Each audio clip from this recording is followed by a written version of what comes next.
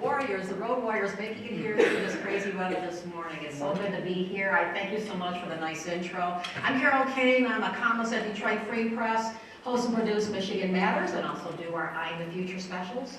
We have one coming up in December on talent gap, so stay tuned on that. It's great to be here with the Chamber with this event to help talk about crisis management. I know being on the other side of it, of course I lived through crisis as well, but writing about it and kind of keeping an eye on what's going on when things come up, that there's challenges and many different facets of it. And when the Chamber reached out and asked me to be part of this, I was happy to say, yes, let's do it. There's just so much going on. The way that this morning's sessions will work is that will be a keynote speaker, and then we'll have two different panels who will share different elements about crisis and how to handle it, things to know, things you may not be thinking about.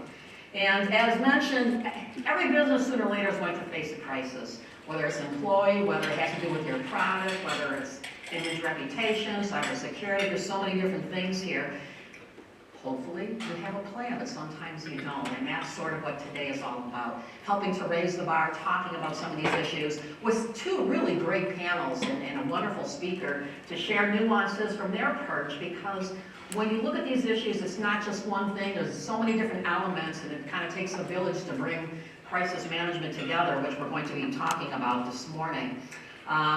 So again, it's great to be here with you on that, and without further ado, I'm going to bring up our speaker. How prepared is your business for natural resource, human-made disaster, or workplace crisis, violence, cybersecurity, what have you? Dr. Margarita Gurri is here to talk about it. She's an expert who's helped solve problems for people with conflicts, ethics, and she shared her message with over 1 million leaders and teams in business, government, military, right here from Michigan. She's a member of Michigan's Community Emergency Response Team. She's here to talk about the issue of preparing for crisis, preparing for success, and what it takes to build a resilient business. Please join me, Dr. Margarita Gurri, a psychologist, a sassy grandma, and proud owner of 37 pairs of red shoes. I wonder if she has red boots with a day like this. She's also sometimes referred to as Dr. Red Shoes. So, y'all come on up, come on up. So I come to you from Taylor, and we're originally from Havana, Cuba. And the reason I wear the red shoes is because November 5th, 1960, so this is our anniversary of escaping Castro's Cuba. And I love America. And so one of the things that I learned is that how we respond to things makes all the difference. My mother was told by my father that in a short period of time, we were going to have to leave. And she was allowed to leave with $5 per person and a suitcase for the whole family. She was so angry that she did this internally. She was too polite to do what I just did. And she decided to leave with red shoes. She was going to leave her way. Now, are red shoes the most profitable choice? If you only have one pair of shoes, you're heading to a new country forever? No. But she rocked it. And so, when we first came to this country, most everyone was lovely. And there were a few people, though, that weren't nice. And we went to our new neighborhood at, near Sauceda, the 8th Street, and Flagler. And my family had means in Cuba. We came over to this new area where there's a fire, we lived between the fire station and the cemetery. I felt hot, we were ready. And we moved into a house with a sectional orange couch. I thought I was in heaven. I was 4 years old. And I thought, isn't that cool? They had all this elegant stuff in Cuba, but I liked that orange couch. Even better, it had stuff in the cushions. I thought, wow, how cool is that? So we went to this new place, and my mother was walking around and go, oh, how are you? How are you? How are you? She never got English so well. She always changed the shits, and she went to the bitch. She just never got the English particularly well. And she was very charming, though. And she finally went to one person, I'm going to pick on you. And that person said, how are you doing? And the person said to my mom, those shoes make you look cheap. We didn't know what it meant, but she had that cara de food, that face that looked like you just smelled the rank baby doo-doo. Diaper, you can smell it, right? She had that face. So my mother stiffened herself up and did a little shoulder shimmy. She said, I can dance. she made it into her own. So one of the things I learned is that I chose my mother well. And the other thing I learned, and you remind me of my mother actually, she's elegant, sassy, you know, she's just amazing. So one of the cool things is that our mindset sets the tone for everything. So I think that the secret to success is a red shoe attitude. My father used to say it's all about who you are, what you do, and how you do it. You guys are here. You know, that's less than half of the group. That's pretty cool. I'm sorry you're not at home in your pajamas, but I'm glad you're here. I think this is very nice. My father always said, just do the right thing. We would get beat up a lot because we were Cubans. And they were afraid we were going to take over. Well, they turned out to be right. In Miami, now you need a passport to get there. There are signs out that says, we speak English here. And they don't always treat non-Spanish speaking people particularly well. So we'll work on that, but I don't anticipate much success. Prejudice is all around us. But if you try in your broken language, they'll love you. Disaster and crisis is how I grew up. I learned who I was and who my parents were by all the yucky things that ever happened to us. I got beat up pretty regularly. I learned to be fast. I learned to be funny. And I learned if you lean forward, you get hit. If you cower back, you get hit. But if you stand and deliver, you don't get hit. Now, sometimes some people might still try, but you then have the advantage. Most of the time, I consult with people in business all around the world. And I'm called the misbehavior expert because I'm a psychologist in private practice for over 40 years. And one of the things I learned is we're often at our best when we misbehave or when we're anticipating wonderful things. There's only two opportunities to change. Most of us don't change out of nowhere. Most of us wait for there to be a problem, don't we? Like the scraper in my car this morning. I'm an expert in being prepared.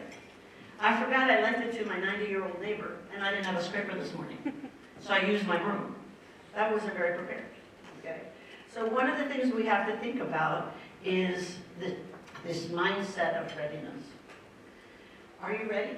How many of you are ready for the snow this morning and for the blizzard and all that kind of stuff? How many? All right, pretty good, because you're the ones here. Now, that's preaching to the choir, correct? Readiness has lots of elements, and I've come up with a different way of looking at it for myself over the years. So what's your first step when you know there's a crisis? Let's say right now there's going to be an alert that says the weather's going to be worse, we all have to go home. What is your first thought? Oh, I'm not Yoda, you have to say it out loud. I'm just saying. Speak to me, will you? Okay. You what? Make sure you have food and water. That's the first. You're so Cuban. Food and water, yeah. Okay, what else? Gas. Gas, okay. Depends on what you eat, but yes, okay. What else? Cell phone charger, what else? Where's my family? Okay, so depending on how prepared we are, where we are. I asked a group of women at an executive luncheon in Bali, and you know what they told me? The first thought was, do we have enough dark chocolate? Now, priorities are important to knowledge. So I always have enough dark chocolate, and here's my dark chocolate. Someone gave me a chocolate shoe, and I took a picture of it. All right, so here's the mission for today. We're going to assess risks to business and take a look at it. Identify some common mistakes. Build your emergency kits. Create an emergency plan for the various kinds of disasters. And we're going to talk about how to grow your team. And I think that's the hardest part. Over the years, I've categorized disasters in 5 areas. And there's the natural one that we're facing right now, economic, and there's reasons for that. We'll talk in more detail. Hazard, health, and people. I work with a lot of companies that have OSHA issues. And people are often one of the most dangerous OSHA-related issues in any work site. So I luckily get a chance to help mitigate some of that risk. So you guys did the survey. Only 8 out of 81 responded. That's readiness. Okay, so that's 10%. That's lower than your average bear. I don't know how many times people get surveys and inundated, but just like with crisis preparation, we sometimes are so busy And it seems like there's so many things to do. Why should I do one more thing? And some of you did it because you felt duty bound to do it, and some of you did it because you were avoiding another task. I get some of my best tasks done when I'm avoiding others, It's kind of how it works. So 75% were confident enough. 12.5% said they were really ready. That's only one person. I don't know if they're here or not. They're probably home in the pajama, right? So what do you want to learn more about? As you can see, it's mostly medical and people. How many of you have someone in your office that's CPR trained? Let me see. Ay, qué lindo. This is good. All right, and how many of you have a defibrillator? And a first aid kit? Whoa, I'm so excited. Okay. Most of you think you're pretty ready to go with a communication plan. What was your plan with your team to let them know if today was canceled? How do you communicate in your businesses? Email? Okay, and what else? Text, okay, and who initiates that text chain or email chain? You do? The buck stops with you, and you were here first, so you're a good choice. Okay, that's good. So one of the biggest mistakes I see companies make is they don't have a clear plan B in terms of communication. And then do you have a written communication plan for disaster? Where do you evacuate? What do you do? This door is not working, whatever. I think in Michigan you do a fairly good job, better than most from what I've seen. Okay, barriers to readiness. Time. It does take a lot of time to get ready. But you know, the cool thing is you're part of the chamber. And you have a very active, member-oriented chamber. I mean, it's way cool what you guys do. I've been to lots of chambers all around. You are very focused on helping each of your businesses thrive. So avoidance and procrastination. I think that procrastination is higher. I think we all lie on surveys and to ourselves. And the few of you who responded skewed it because of, maybe some of the procrastinators are the ones at home. Maybe not. I mean, if you have young children, schools were closed. Okay. So what are the barriers to readiness? I think there's 3 things leaders have. They have mindsets, skills, and habits. One of the most dangerous mindsets is that it's not going to happen. I call it the Teflon mindset. The other one is it's in God's hands. Well, they always say God's first sent you the rowboat. That joke. I think that the issue with mindsets is sometimes we think it's someone else's job. As in social science, we know that if roles aren't clear, you're not so sure someone's going to step up. So you have to make sure who's on deck to respond. And then fears. A lot of times we're afraid to do things because we started and we're not going to get it done. So as my father would say, procrastination is the enemy of completion. He also said perfection is the reason why we procrastinate. So get rid of perfectionism, and he says do things to 80%, do it good enough. And then you can always improve it with a committee or whatever. But you're not alone, so I would suggest that, how many of you have the written disaster plans? How many was that?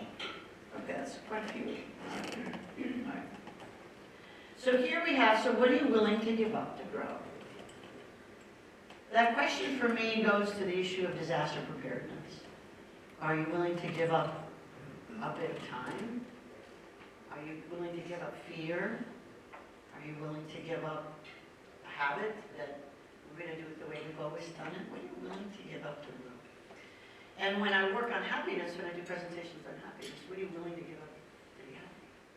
And that's often giving up a grudge, giving up an old idea of something. We have to update our template of who we are. So in one hot second, and I'm not going to ask you to share, come up with one adjective that describes you right now as a human being. Just one, in your own head, don't share. And now, take another second. Does that really fit you still? Or was that also last year? Every year we have maybe a different adjective. Maybe some of us are pretty steady. But we're always growing, because we're the ones that grow, we're the ones here. So, are we ready? Now, the reason I have the chancleta, I don't know how many of you, any Latinos here? Any Latins? Okay, we have one. Okay, you know about the chancleta then. Okay. So in my culture, my family wasn't very Cuban in some ways, we talk about chancleta, pow pow, as for hitting.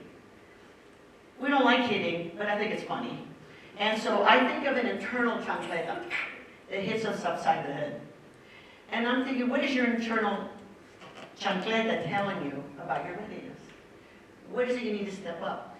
In your car, in your trunk, what do you have now that's going to help you with the ice? Shout it out. What is it? Cat litter? All right, good. Shovel? Good. What else? A blanket?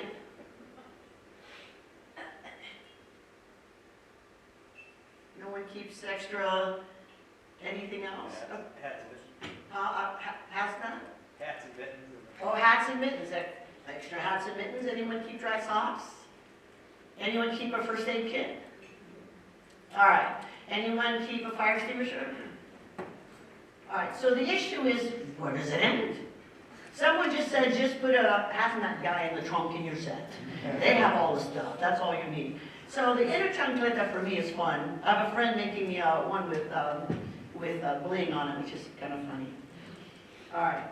So we have a resilience mindset that my mom had said. For me, resilience is when something yucky happens and you use it to make you and your team better. That to me is resilience, that you grow with it. I don't think we need yucky things to grow, do you? We don't. We just don't. But when they do happen, it's an opportunity to make things better. We have to assess our risks and assets to our particular businesses. So for instance, maybe one of the risks is that you've grown so fast that you don't have the infrastructure anymore that you need to. Maybe you don't have enough insurance anymore because you've grown so fast. Maybe you invested in a new program and so your cash reserves are low. We have the accountants that can help you with this. Okay. Create a plan for each different type of disaster. Implement the plan with roles and refine. Now all of this is in my website. So if you go to drredshoe.com and you go to the newsletter subscribe at the very bottom of the first page, you'll be able to get all my tips and freebies for all my categories. I just have one page for everything. And I have links for all the disaster preparedness and for other things as well. So build a community. Please stand up and go back to back with one person.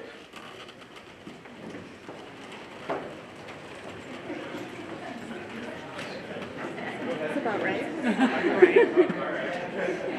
Back to back. If you want to go front to front, don't ask them to tell. I'm not going to say anything. I mean, really? Okay. Now, my father used to say, threesomes are allowed today. You can join us. I'm just saying. All right. So, my father used to say that excellence was a choice. What are you choosing to do? So, and my mother said, you can do it, but first put on the lipstick. So what I'm going to say is you turn around on the count of 3 and tell this is your preparedness buddy for the day. Tell them, Jess, you can do it. And say one thing you're going to do to be more prepared for you and your team and business. Ready, set, go. Turn around.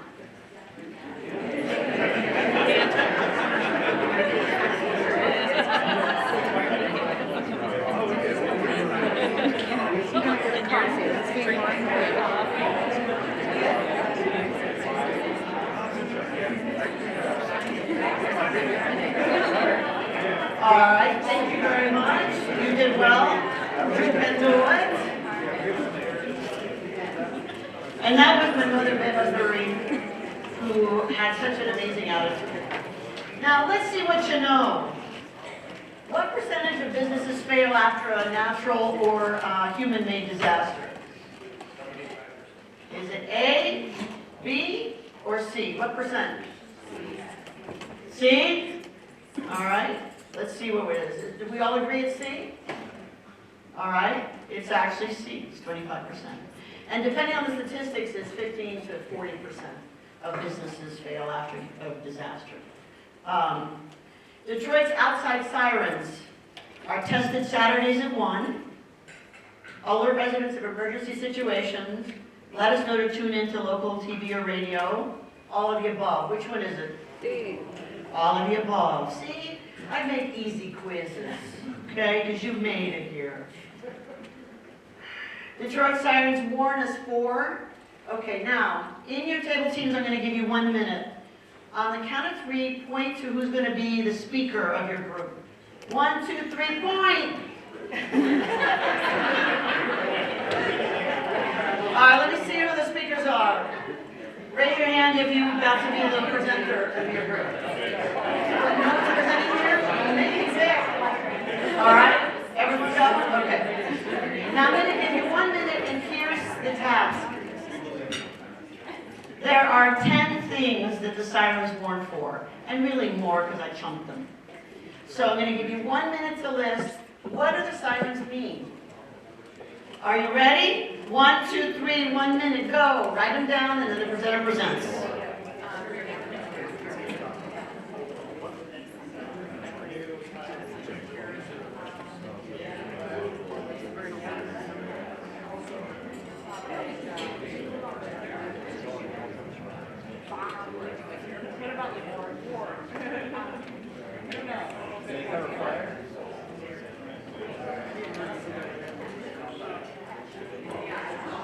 We're at half a minute.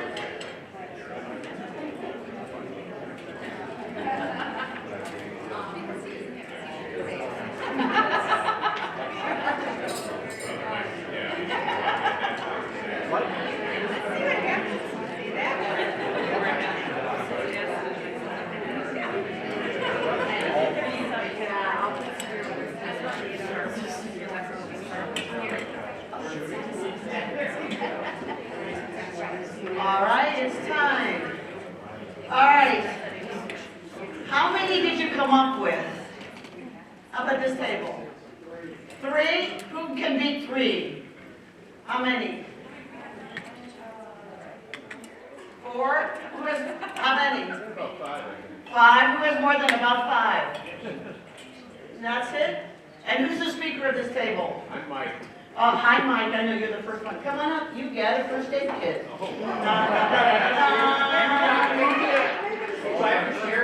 You do not. You're a selfish man. There you go.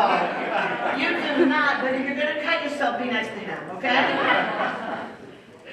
So one of the things I learned about human behavior is that not that different than training a dog. We all like to be recognized for doing well. And one of the mistakes that I love that companies make is that they punish the person who does well by assigning them all the jobs. Right? And pretty soon they're burned out, and then they're gone, and you've lost your best person. Right? So one of the things we're going to be working on is understanding how to reward, and even if it's a silly thing, it still feels nice to get something. All right. So this was your 1 minute brainstorm. These are all the things the sirens warn for.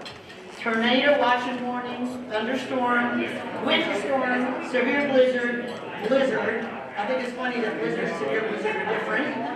Heavy snow, ice storm, flood, high wind, and dense fog. Now there's, huh? What do you mean it's all the same thing? Weather. Oh yes, thank you so much. Weather. Okay, yeah. It's just more vague than the other thing. Okay, yeah. The problem is that a lot of times, these things that were like the pigeons on the side of the road, we hear them, woo, woo, and we think, okay, yeah, it means they're testing us, what do we do? But when it finally happens and it's not Saturday, 1 o'clock, what do you do? What does that mean? So I just think it's good to, from time to time, remember, and whatever city, like I travel all around, one of the first things my team does is find out what do I need to do in that hotel, in the venue, whatever, what are the evacuation routes, whatever. Now some of it is because I like to tell people all that stuff, but some of it is just for my safety and the safety of my team. All right, so according to the National Weather Service, this means take protective action now. Is it a watch, a warning, an advisory, and outlook? Which one says now? You guys are so brilliant, yes. It's a warning. And yet people get mixed up between watch and warning. So when I give a quiz, I almost always do it in exactly the right order, because some visual learners will then remember it. So, and it's warning and then watch. Okay. National weather alerts. So I'm just teaching you here now. Red is the warning, orange is the watch, green is advisory, and outlook is blue. And if you're colorblind, ask the person next to you. It's funny how these colors don't always work for people. Fire extinguisher facts. In case of a fire, when I was 5 years old, I was in a fire. and we didn't have a fire extinguisher. We just come to this country. Now, what I need to tell you is I started a fire. The kids, the folks next door, I didn't speak English. They said, this is what you do, and they taught me how to light a match. And I hid in my father's closet with my twin sister. I know my poor mother had two of us. So we had a match, it went, phew, and it hit. My father had two suits, the one he was wearing and the one in his suitcase, because he came before us. And of course, you know, plastic lights up. So his suit went, and we're stuck in the closet, and we couldn't get out. So my eyebrows are singed, and all sorts of singed, and I have lung damage. So one of the things that I learned is that stupid is as stupid does. I mean, I did this all by myself, and we can anticipate, always plan for the things that we do that aren't in our best interest. So I always do fire extinguishers, it's super important. I keep one in the car, keep one in the kitchen, I keep one upstairs. All right, aim at the base of the fire. A lot of people do at the top. Use the fire extinguisher to get the exit. A lot of people want to stay and take the fire out. If it's too big, use it as an exit, so you can get out. Pull, aim, squeeze, and sweep, pass. How many of you have done a fire extinguisher? A few, not enough. It's not so easy. So you pull, what are you pulling? A pin that keeps it safe. And how do you know that a fire extinguisher in your business is still alive and valid? Green. It's got a color, green or whatever, right? It's sometimes different colors, but then you get inspected how often? At least annually, okay. And you have to kind of look at it. I urge you to practice one. Get one and have all the people to practice one. And then you sweep it. And then all of the above, of course, is the answer, because I'm easy that way. All right. So back to the resilience mindset. If you wake up in the morning and you ask yourself, how am I going to make the world a better place? Because that's who you're going to solve. You can't answer that without asking, what might go wrong and who needs me? So when I sit in an airplane, I think, who might need me? So maybe that woman with the two babies, maybe that man who's clueless down the way, who's, you know, playing games and doing whatever, who needs you? So for me, disaster preparedness and crisis preparedness is just a state of mind. Okay. You've seen the exits. Pay attention as you know, in hotel rooms, count the doors. So in case of a fire, you know which way to go, left or right, so you can go to the stairwell. Okay. Oh, see here, this picture. See how my mother's looking at one way? I have a twin sister, and I was the more active one, so I was on this side of her. So she's looking at me. So that's my poor mother. That's the proof that it was me. Emergency planning. What is unique about your business? What is local, seasonal, global, and industry specific? Every season has its own challenges. Also in your community, where might you have a gas leak? Do you know where those are? And if you go to my website, there's all these links, you can figure them out. But, you know, and it's just amazing. It seems overwhelming, but once you dive in a little bit, if you get a committee, you guys figure out this, you guys figure out that, it makes it a lot easier. So there's internal risks and assets, and external. Obviously the biggest asset we have is human beings. Depends on the human, but usually we're assets. And if they're not assets, don't have them in your business. Because one of the biggest risks to any business is wimpiness about keeping people who deserve to be in another business, right? Okay. Emergency planning again. Get a hazard vulnerability assessment from local Homeland Security and emergency management. You could do some of them, if you go to goready.gov or ready.gov, they have assessments there as well. You don't have to do any of this alone, okay? So if you look at your, the name got changed, they added Homeland Security and emergency management. It used to just be called emergency management. So just find out in your communities. Now, communities are where you work, where you live, where you exercise, where your kids are at school, or grandkids are at school, or neighbors.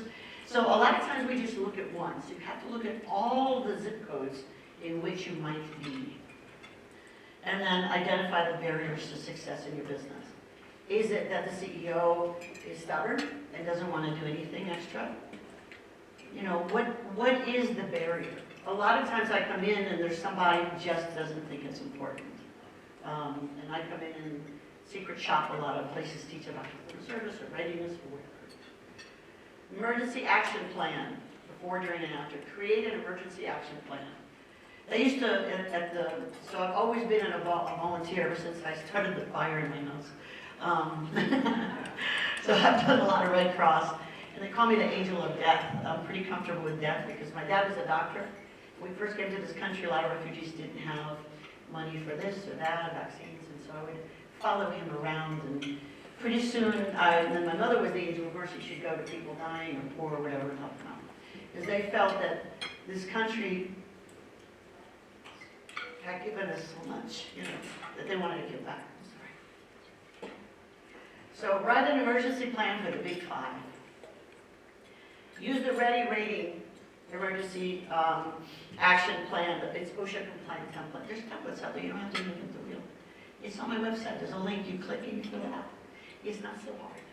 But you have to be honest. And the hardest part about any readiness is to admit when we're not ready. And create a continuity of operations plan. The goal of a business is to continue it, or is it? Some people haven't clarified their mission. What is your mission? And why are you doing what you're doing, and what's your business all about? If the mission has changed, change it officially. If you don't believe in the mission and you can't change it, then maybe you shouldn't be there. I find that we change with our mindsets, and disaster invites renewal. Do you need to renew something or change to another way of doing things? So again, implementing it now. Train your team.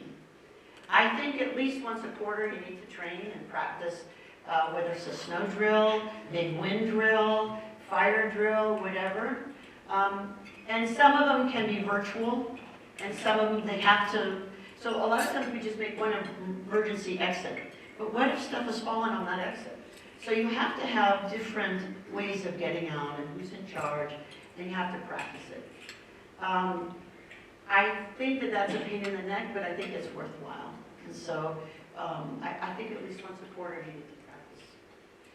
Get your ready kits. And there's a kit for each kind of disaster, but you can do a global one. So how many of you have duct tape in your car? See, I love you. I have red duct tape. It doesn't have to be that ugly gray. I'm just saying. That gray is just ugly. I don't know who uses that one, but all my guy friends use it. I have red duct tape. Okay. The whole issue is the spirit of being ready to help yourselves and others. In Miami, there's lots of waterways, so we all have that little maleta, the little hammer that you go bing, and you break a window in case you go in a canal and you're stuck in the water. What do you need in all the zip codes you're in to be safe? I always carry a knife with me. That doesn't work in airports. But I always carry a knife with me because you never know, you need to cut out. On more than one occasion, I've helped someone in a burning car get their seatbelts out. So you're needed. How can you help the world be a better place? Prepare your team at work and at home. My granddaughters are the ones that do the kit. They collect the items. And they make sure that's my Christmas present to everyone every year. We have the Three Kings. Okay, we celebrate the Three Kings as well.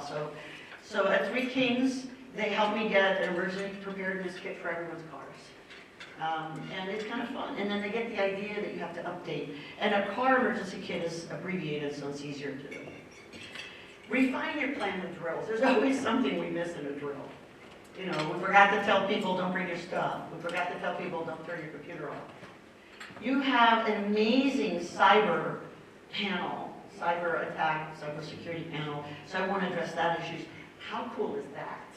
I never had that all the years of my business. I just had to learn the hard way, So they're going to teach you how to be safe with your data. I mean, we're only as good as our data, so that's kind of cool, right? And then rinse and repeat. Do the whole thing over again until you get it right. So a debrief. You have to ask what worked. So let's say we have a fire drill. What worked? What did we do right? When we do anything with feedback, we always say, what worked? And then we ask what didn't. And we have to be honest. And if we're trying to run a company well, we have to make sure that people are comfortable telling us the truth. Because creativity comes from across the chain of command. So when I do some things in some school systems, I often ask the janitorial staff to be on the committee because they see everything, they know everything, right? They know more than the secretaries because they're out and about and they're listening. So what didn't work? What input are you getting? And then you brainstorm solutions, and then you get takeaways from that, and then you schedule assignment action items. Having a plan isn't anything unless you practice it and then refine it. So and it doesn't take much time. So many companies, I suggest you take a full moon. Like for the military, I do free courses on the full moon of every month on a Tuesday. Full moon Tuesdays, I call them. Why? Because my first job as a psychologist, I worked with submariners, and they couldn't, back then we didn't have cell phones and Facebook and this and that, and so we would tell them on the full moon, these are the kinds of things that they were all thinking about each other, or they would open the letters, or whatever. So we were connected wherever we are with the full moon. So many companies choose the 13th of the month, or the first Monday, or whatever. As long as it's consistent, it works fine.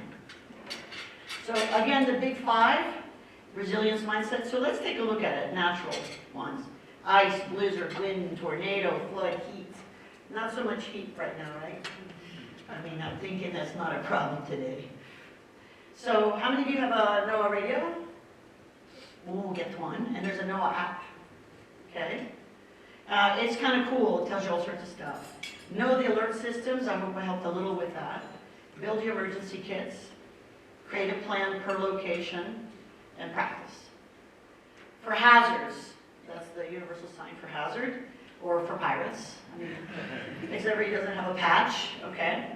So fire, gas, chemical, carbon monoxide. Who has a carbon monoxide detector in their business? Oh, you guys are so cute. All right, that's great. And who has smoke alarms with batteries that work? Okay. And how often do you change those batteries? When it beeps. Thank you, sir. Okay, and we can do it when it beeps, but that might be too late because you know you're going to let it beep for a while. Unless there's that one person that just can't stand noise, okay? So the issue is find the time to check those things, whether it's every quarter. I like to do things quarterly, because then if you miss one, you're not so far behind. All right. Assess risks. Again, what are the hazards in your area and in your building? Hazard vulnerability assessment, again. ABC fire extinguisher. There are different kind of fire extinguishers. You have to know what to use for different chemicals. The CO2 monitor, and create a plan for people, supplies, and facilities. Economic. Who here has a retirement plan already? Oh, a few of you happy souls. Okay. Who here has a plan to sell their business already? The day you start a business is the day you need a retirement plan and a succession plan. If you don't start something with an exit plan, you don't behave as well. Create an exit plan, an exit strategy. It makes all the difference. And to figure out what's your plan B. You know how the USS Starship Enterprise had 2 decks, right? Sorry, I'm a geek. And so when there was a problem in the main deck, they went to the auxiliary deck. Everyone needs the auxiliary command deck. So whether it's off-site in Florida or whatever, it could be remote. But what is your plan B if you can't do work in your own building? And if for some reason you're not going to be able to be there for hours, days, or months, right? So backup data offsite, again, didn't do much because we have the cyber gurus here. Rainy day cash fund. You need enough money for how many months? 6. At least 6. And if you're going to do a happy dance, do a year, okay? Because you want 6 to go to Bali if you got invited to speak and get to stay an extra month. Oh no, that was me. Okay. So you need extra play money as well, I think. So how many of you, here's the big human risk. How many of you, when you woke up this morning, did something fun before you got here? I don't want to know what, but how many of you did something fun? Okay, 2, 3, that's it? This side of the room represent, no? Okay. You're living a corrupt life if you wake up for work or school. Wake up for, God, sex, chocolate, babies, snow, whatever. Wake up for something for you. So part of the resilience mindset is doing more for you. You know how when they say, when you get a paycheck, pay yourself first? When you're in the morning, what's the most precious commodity is time. Pay yourself first, do something for you. Even if it's just like 5-year-olds do things for 5 minutes. Do something for 5 minutes just for you. Glorify in that. Now, some of the best things in life take more than 5 minutes, so you might rethink. But the issue is, I always suggest that kids and everyone wake up at least an hour before they have to leave the house. So I tell, I raised 6 kids, I had 2 of my own, and I had a few extras that, just never left. And so one of the things you think about is, how do you motivate people? How do you get anyone to do anything? One of the ways is you make it fun. You make it rewarding. So how do you reward yourself? How do you invite joy? Our businesses depend on us. If we don't look happy and strong and set, and even if you're gordita, Americans are all about being skinny, gordita power. All right.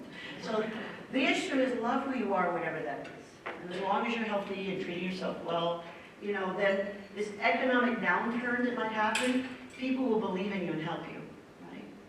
Remember Jimmy Stewart, the whole town helped him when he had a problem. Create those connections, and I think this chamber does a really good job with that from what I could see. Again, the plan B and a communication plan, exit strategy. How many of you have wills already?